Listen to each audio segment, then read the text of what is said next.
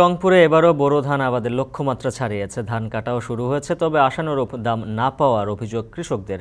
আরও জানাতে তিস্তা নদীর চর পূর্ব ইত্রী থেকে যুক্ত হয়েছেন সহকর্মী মোকাররম হোসাইন। মোকাররম, ধানের কেমন দাম পাচ্ছেন কৃষকরা? সরকারি দরের সাথে বাজার দরের পার্থক্য কেমন? উজ্জ্বল, জানিয়ে রাখি, রংপুরে কিন্তু লক্ষ্যের চেয়েও বেশি পরিমাণে বোরো আবাদ হয়েছে, যার ফলে একটা নিরাপদ খাদ্যের নিশ্চয়তার একটা বলয় কিন্তু তৈরি হয়েছে উত্তর জনপদে। তবে কৃষকের গোলায় না গিয়ে সেটি কিন্তু যাচ্ছে মজুতদারের আড়তে, যেখান থেকে সরকারের দরে মজুতদার বিক্রি করবে, যার ফলে সরকার নির্ধারিত যে 32 টাকা দর, সেই দর থেকে কিন্তু কৃষকরা বঞ্চিত হচ্ছেন। সরকার নির্ধারিত দর হিসেবে প্রতি 40 কেজিতে যে মনের হিসাব উত্তরবঙ্গে, সেই মন হিসেবে 1280 টাকা হবার কথা, কিন্তু বাজারে সেই ধানটি কৃষকের কাছ থেকে মিলার অর্থাৎ ব্যাপারীরা কিনছেন কিন্তু 950 থেকে 1000 টাকা দরে। সেই হিসেবে প্রতি 30 শতকে কৃষকরা বলছেন যে 20 মন ধান উৎপাদন হয়।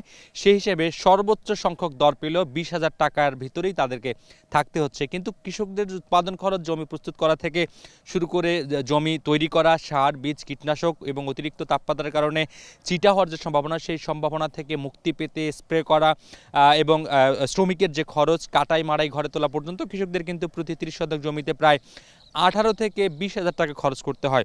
যার ফলে কৃষকরা বলছেন এই ধান উৎপাদন করে তারা খুব বেশি লাভবান হতে পারেন না। তবে 4 মাস ধরে যে বিনিয়োগ হয় ধানের জমির পিছনে, সেই বিনিয়োগের টাকাটি তাদের একবারে উঠে আসে।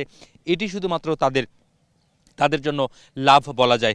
কৃষকরা বলছেন যে সরকার নির্ধারিত দরে সরাসরি যদি তারা ধান বিক্রি করতে পারত, তাহলে তারা কিছুটা লাভের মুখ দেখত। তবে এই ধান বিক্রি করতে গিয়ে তাদের যে বিড়ম্বনা, ধানের আর্দ্রতা সঠিক না থাকা, অল্প পরিমাণে ধান ক্রয় না করা, ধানের যে মূল্য পরিশোধ সেটি চেকের মাধ্যমে হওয়া, এই নানান ধরনের বিড়ম্বনা কিন্তু কৃষকদের জন্য এক ধরনের অস্বস্তির কারণ, যার ফলে কৃষকরা কিন্তু আগ্রহ হারায় সরাসরি সরকারের কাছে ধান বিক্রি করতে। যার ফলে অনেক কৃষকের কাছে কিন্তু এই জিনিসটি বোধগম্য থাকে না এবং তারা জানতেও চান না কিভাবে কোন প্রক্রিয়ায় আসলে সরকার ধান ক্রয় করে থাকেন।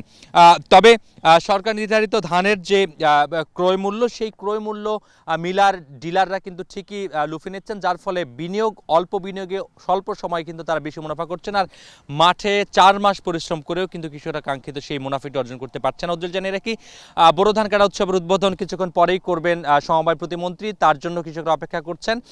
সেই ধান কাটার উদ্বোধনের পরে একটি কৃষক সমাবেশ রয়েছে, সেখানে হয়তো বা কৃষকরা তাদের যে ন্যায্য দাবির কথা, সেই কথাগুলো তুলে ধরবেন। উজ্জ্বল, এই ছিল এই মুহূর্তে রংপুরের ধান কাটার উৎসব এবং দরদামের সবশেষ খবর। উজ্জ্বল। মোকাররম হোসেন জানাচ্ছিলেন বোরো ধানের আবাদ ও বাজার দরের হালচাল। গেল কয়েক